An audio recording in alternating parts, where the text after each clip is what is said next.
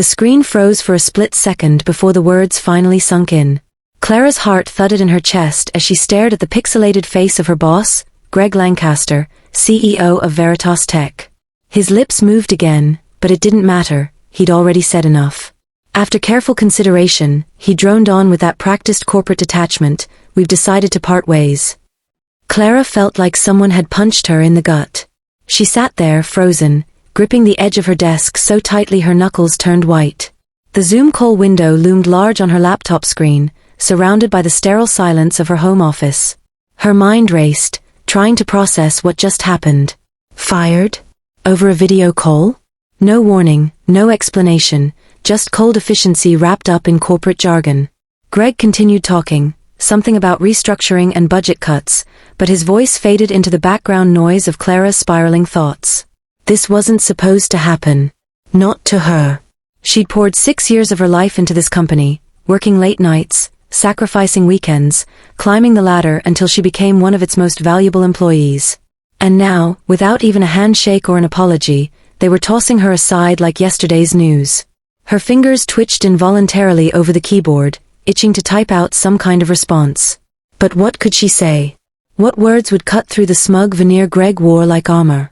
Instead, she forced herself to nod, swallowing the lump in her throat. "I understand," she managed to choke out, her voice steady despite the storm brewing inside her. The meeting ended abruptly after that, leaving Clara staring at the blank screen. For a moment, she simply sat there, unmoving, letting the weight of everything crash down around her. Then, slowly, deliberately, she closed her laptop and leaned back in her chair. Her gaze drifted to the framed photo on her desk, a picture of her younger self standing beside her father, both grinning ear to ear after winning a chess tournament years ago. Chess.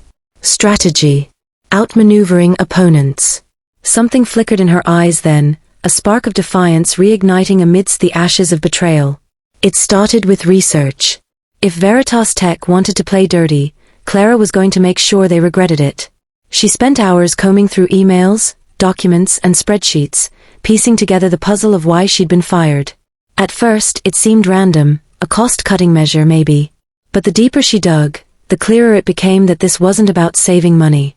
It was personal. Clara had always been good at reading people, anticipating their moves before they made them. That instinct told her Greg's decision wasn't driven by logic, it was fueled by fear. Fear of competition, fear of exposure, fear of losing control. And when she stumbled across a series of encrypted files buried deep within the company server, she knew she was onto something big. Breaking into those files wasn't easy. It took days of trial and error, late-night coding sessions fueled by coffee and sheer determination. When she finally cracked the encryption, what she found made her blood run cold. Veritas Tech wasn't just cutting corners, it was actively engaging in illegal activities. Bribery, insider trading, falsified financial reports, the list went on and on. The evidence was damning, enough to bring the entire company crashing down if exposed. But exposing it wouldn't be easy. Clara knew better than anyone how powerful Greg was, how far his influence stretched. He had allies in high places, connections that could bury any scandal before it saw the light of day. To take him down, she'd need more than just proof. She'd need leverage. And that's where things got complicated. Her first move came unexpectedly. A week after her firing, Clara received a LinkedIn notification. Greg had sent her a connection request. At first, she thought it was a mistake, or maybe a clumsy attempt at damage control. But then she noticed the message attached to the request. "Let's keep lines of communication open," it read, followed by a thinly veiled threat disguised as advice. "You never know when opportunities might arise." Clara smirked as she accepted the request. Oh, opportunities would arise, all right. Just not the kind Greg was expecting. Using her old credentials, she began subtly reaching out to former colleagues, planting seeds of doubt about Greg's leadership. She shared snippets of information, not enough to incriminate herself, but just enough to make people question whether Veritas Tech was as stable as it seemed. Meanwhile, she started building alliances outside the company. Journalists, whistleblowers, disgruntled ex-employees, all became part of her growing network. Each conversation brought her closer to unraveling the web of corruption holding Veritas Tech together. But it also put her in greater danger. Every email she sent, every phone call she made, left a digital trail that could easily lead back to her. One wrong move, and Greg would crush her before she ever got close to taking him down. Still, Clara pressed on. She couldn't afford to stop now. Not when she was so close to uncovering the truth. Months passed, and the tension between Clara and Greg escalated into a silent war. On the surface, everything appeared normal. Veritas Tech continued to thrive, posting record profits and expanding its operations. Behind the scenes, however, cracks were beginning to show. Employees whispered nervously about sudden layoffs and mysterious audits. Investors grew uneasy as stock prices fluctuated unpredictably. And through it all, Clara watched, waiting for the perfect moment to strike. That moment came during a quarterly earnings call. Greg, ever the polished executive, stood confidently behind a podium, delivering his usual spiel about growth and innovation. Clara listened intently from her apartment, her laptop open to a live stream of the event. As Greg spoke, she typed furiously, sending anonymous tips to several major news outlets. Documents, screenshots, recordings, all carefully curated pieces of evidence pointing to Veritas Tech's illicit activities. Within minutes, social media erupted. Hashtags like #VeritasScandal and #corporate fraud trended worldwide as reporters scrambled to verify the leaks. Phones rang off the hook at Veritas headquarters, journalists demanding answers while panicked shareholders flooded Greg's inbox with questions. By the time the earnings call ended, chaos reigned supreme. Greg looked pale as he stepped away from the podium, his confident facade crumbling under the weight of the unfolding disaster. For the first time, Clara allowed herself a small smile. This was only the beginning. As the scandal gained momentum, Clara faced new challenges. While the public outcry against Veritas Tech grew louder, so did the scrutiny on her own actions. Anonymous sources were rarely trusted, especially when they wielded such explosive information. Reporters hounded her for confirmation, while private investigators hired by Greg combed through her past, searching for any weakness to exploit. Despite the pressure, Clara remained calm. Years of playing chess had taught her the value of patience and precision. Every move mattered, every decision carried consequences. She couldn't afford to act rashly, not when so much was at stake. So she waited, biding her time until the moment was right. And then one evening, she received a call from an unknown number. The voice on the other end belonged to someone unexpected, an ally she hadn't anticipated. Someone who claimed to have access to even more damaging evidence against Greg. Someone willing to help bring him down. For the first time since her firing, Clara felt a glimmer of hope. This wasn't just about revenge anymore. It was about justice. About holding those in power accountable for their actions. About proving that no matter how high you climbed, no matter how untouchable you thought you were, there was always someone watching. Waiting. Ready to strike. Little did Greg know, the game was far from over. In fact, it was just getting started. The voice on the other end of the line was calm but urgent, laced with a quiet authority that immediately caught Clara's attention. "I've been following your work," the caller said, skipping any pleasantries. It was a woman, mid-40s perhaps, though her tone gave little away about her age or background. "You're good. Very good. But you're going to need more than leaks and whispers if you want to take Greg down completely." Clara leaned forward in her chair, gripping the phone tightly. She didn't respond right away, letting the silence stretch just long enough to make the caller uneasy. Whoever this person was, they clearly knew something significant, and Clara wasn't about to tip her hand until she understood exactly what she was dealing with. "I'm listening," Clara finally replied, her voice steady despite the adrenaline coursing through her veins.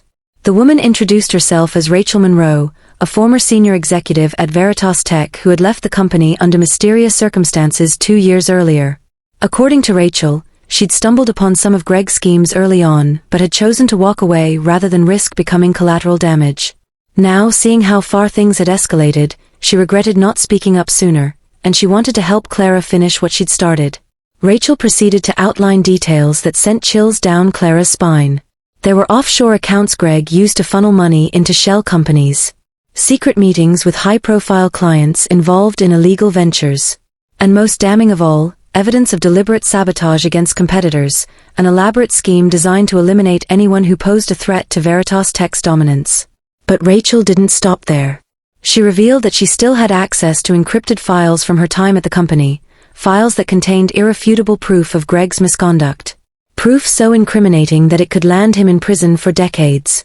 All Clara needed to do was find a way to get those files into the hands of the right people. It sounded too good to be true. Clara hesitated, her mind racing with possibilities and warnings. How could she trust this woman? What if it was a trap set by Greg to flush her out? Yet, deep down, Clara knew she couldn't afford to ignore this opportunity. If even half of what Rachel claimed was true, it could be the key to bringing Greg down once and for all. What's in it for you? Clara asked bluntly, cutting straight to the heart of the matter. Why come to me now? There was a pause on the other end of the line, followed by a sigh. Because I know what he's capable of, Rachel admitted. And because I owe it to everyone whose lives he's ruined, including yours. You think you're the first person he's thrown under the bus? Trust me, you're not. But maybe you can be the last. Her words struck a chord with Clara. This wasn't just about revenge anymore, it was about stopping someone who thrived on exploiting others for his own gain. Someone who would keep doing it unless someone stopped him. Okay, Clara said after a moment. What's the plan? Over the next few days, Clara and Rachel worked tirelessly to piece together their strategy. They communicated exclusively through secure channels, using burner phones and encrypted messaging apps to avoid detection. Every conversation was a calculated risk, every shared document a potential liability. But neither of them flinched. They knew what was at stake. Their first step was to gather as much physical evidence as possible. Digital files could be deleted or corrupted, but hard copies were harder to destroy. Rachel arranged for a courier to deliver a flash drive containing the encrypted files to a neutral location, a small cafe downtown where Clara retrieved it without incident. From there, Clara uploaded the data onto a private server she'd set up specifically for this purpose, ensuring it would remain safe even if Greg tried to track her movements. Next came the matter of finding allies within the legal system. Rachel suggested reaching out to a former colleague of hers named Marcus Hale, a lawyer known for taking on high-profile corporate cases. Marcus had a reputation for being ruthless yet principled, qualities that made him both feared and respected in equal measure. More importantly, he had experience navigating the murky waters of white-collar crime, a skill set Clara desperately needed. When Clara met Marcus for the first time, she found him to be everything Rachel had described, sharp, no-nonsense, and utterly unimpressed by her amateur sleuthing. He listened intently as she laid out the case against Greg, occasionally interrupting to ask pointed questions that forced her to defend her conclusions. By the end of their meeting, however, Marcus seemed intrigued, if not entirely convinced. If even half of this is true, he said, tapping a pen against the table thoughtfully, you've got a bombshell on your hands. But proving it will be another story altogether. Do you have any idea how many resources Greg can throw at us to bury this? Clara nodded grimly. I know. But I also know we're running out of time. The longer we wait, the more damage he'll do, to Veritas Tech, to its employees, to everyone affected by his actions. Marcus studied her for a moment, then sighed. All right. Let's assume I believe you. What's your endgame here? Are we talking settlements, criminal charges, or something else entirely? All of the above, Clara replied without hesitation. Greg needs to pay, not just financially, but legally and morally. Anything less, and he'll find a way to wriggle free again. Marcus raised an eyebrow but didn't argue. Instead, he began sketching out a preliminary plan of action, outlining the steps they'd need to take to build a watertight case. It wouldn't be easy, he warned. They'd need witnesses willing to testify, forensic accountants to trace the flow of illicit funds, and expert analysts to decode the technical aspects of the evidence. And even then, success was far from guaranteed. But Clara didn't care.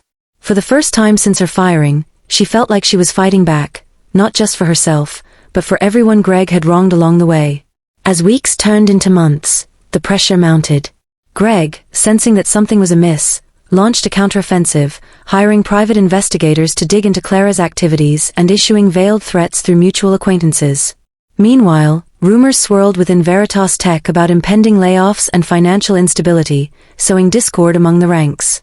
Through it all, Clara remained focused, channeling her anger and frustration into action. She spent countless hours poring over documents, cross-referencing data points, and preparing affidavits. She reached out to former colleagues, encouraging them to come forward with their own stories of mistreatment and corruption. Slowly but surely, the pieces began falling into place. One breakthrough came when a whistleblower inside Veritas Tech contacted Clara anonymously, offering access to internal communications that further corroborated her claims. Another came when a major investor pulled out of a deal after learning about the allegations, citing concerns about reputational risk. Each victory, no matter how small, brought Clara one step closer to achieving her goal. Yet, as the stakes grew higher, so did the danger.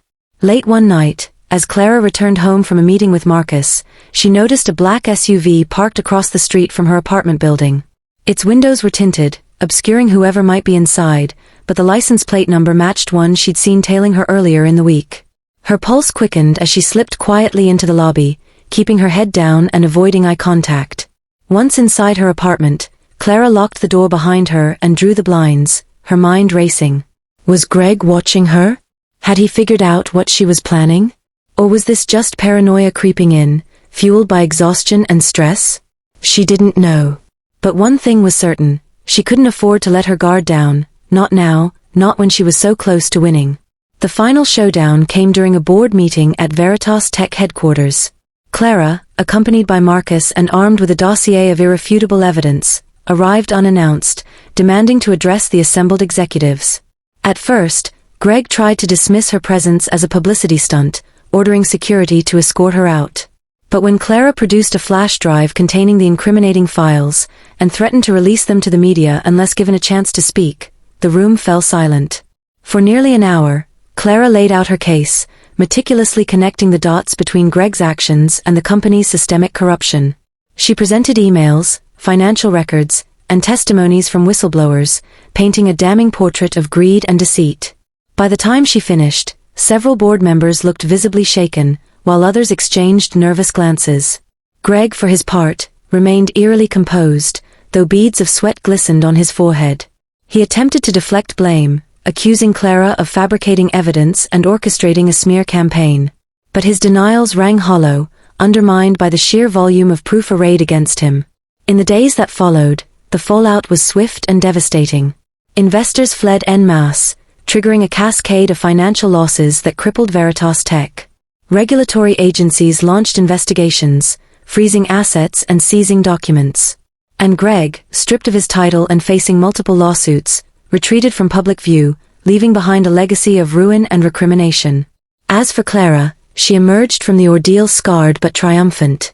Though she never returned to Veritas Tech, or the corporate world for that matter, she found solace in knowing she'd made a difference. In exposing Greg's crimes, she'd not only sought justice for herself but also paved the way for others to hold powerful figures accountable. Still, as she packed up her belongings and prepared to start anew, Clara couldn't shake the feeling that this chapter of her life wasn't truly over. Somewhere out there, someone else was scheming, plotting, waiting for their turn to seize power. And when that day came, Clara vowed to be ready. For now, though, she allowed herself a moment of peace. Standing on the balcony of her new apartment, she gazed out at the city skyline, the sun setting in a blaze of fiery orange and gold. The game wasn't over, it never really was, but for today at least she'd won. As the dust settled from the collapse of Veritas Tech, Clara found herself standing at a crossroads. The battle had been grueling, and while victory tasted sweet, it came with its share of scars, emotional, mental, and even physical. But amidst the wreckage of her old life, she discovered something unexpected: freedom. For years, Clara's identity had been tied to her career, to climbing the corporate ladder and proving herself in an unforgiving world. Losing that job over Zoom had felt like losing a part of herself. Yet now, as she looked back on everything she'd accomplished, the alliances forged, the truth uncovered, the justice served, she realized she was more than just an employee or a title. She was a fighter, a strategist, someone who refused to back down when faced with injustice. And so, instead of mourning what she'd lost, Clara embraced the opportunity to rebuild her life on her own terms. With the settlement money awarded to her after Greg's downfall, and a hefty severance package negotiated by Marcus, she decided to start fresh. Not in another corporation, but in a field where she could make a real difference. Clara opened a small non-profit organization dedicated to helping whistleblowers navigate the treacherous waters of exposing corporate corruption. It wasn't glamorous work, and it certainly didn't pay as well as her old job, but every time she received a message from someone thanking her for their support, she felt a deep sense of purpose. Her office walls were adorned with letters from grateful employees whose lives she'd helped change, each one a reminder that her fight hadn't been in vain. Rachel became her closest confidant and partner in the venture, bringing her insider knowledge and connections to the table. Together, they built a network of lawyers, investigators, and advocates committed to holding powerful entities accountable. Even Marcus joined them occasionally, lending his expertise pro bono when cases grew particularly complex. The non-profit quickly gained traction, earning recognition not only locally but nationally. Journalists wrote profiles about Clara, calling her the whistleblower's guardian, and praising her tenacity in taking on giants like Veritas Tech. Public speaking invitations poured in, and though Clara initially hesitated to step into the spotlight, she eventually embraced it, using her platform to inspire others to speak up against wrongdoing. One evening, after delivering a keynote speech at a conference, Clara was approached by a young woman named Mia. Nervously clutching a folder filled with documents, Mia confessed that she'd uncovered evidence of embezzlement at her own company but feared retaliation if she came forward. Clara listened intently, offering guidance and reassurance. By the end of their conversation, Mia left with tears in her eyes, but also with hope. Watching Mia walk away, Clara felt a surge of pride. This was why she'd fought so hard, not just to dismantle Veritas Tech, but to create a ripple effect that empowered others to stand up for what was right. On a personal level, Clara began rediscovering parts of herself she'd neglected during her years of relentless ambition. She reconnected with old friends, reignited her love for chess by joining a local club, and even started painting again, a hobby she'd abandoned in college. Slowly but surely, the weight of bitterness and resentment lifted, replaced by a quiet contentment she hadn't known she was missing. Love found its way into her life too, unexpectedly and unassumingly. At a charity gala hosted by her non-profit, she met Daniel, a soft-spoken environmental lawyer with a passion for social justice. Their conversations flowed effortlessly, blending humor with shared ideals. Unlike the high-stakes drama of her past relationships, her connection with Daniel felt grounded and genuine. For the first time in years, Clara allowed herself to imagine a future that wasn't defined solely by struggle. A year later, Clara stood on the same balcony where she'd once gazed out at the city skyline, wondering what lay ahead. This time, however, the view was different. The sun dipped below the horizon, casting a warm golden glow over the buildings. Beside her, Daniel held her hand, his presence a comforting anchor. Inside, the sound of laughter spilled from her living room, where Rachel, Marcus, and a few close friends had gathered to celebrate the anniversary of her non-profit's launch. "It's strange," Clara mused aloud, sipping a glass of wine. "I used to think my life was over when I got fired. Now looking back, I realize it was just the beginning." Daniel smiled, squeezing her hand gently. "Sometimes endings are just new beginnings in disguise." Clara nodded, feeling a profound sense of gratitude. She thought about all the people who had supported her along the way, Rachel, Marcus, Mia, and countless others who believed in her mission. She thought about the battles she'd fought, the victories she'd won, and the lessons she'd learned. Most of all, she thought about how far she'd come, not just professionally, but personally. As fireworks lit up the night sky to mark the occasion, Clara raised her glass in a silent toast. To resilience, to justice, and to second chances. Her journey hadn't been easy, but it had been worth it. And as she stood there, surrounded by love and light, she knew, with absolute certainty, that she was exactly where she was meant to be.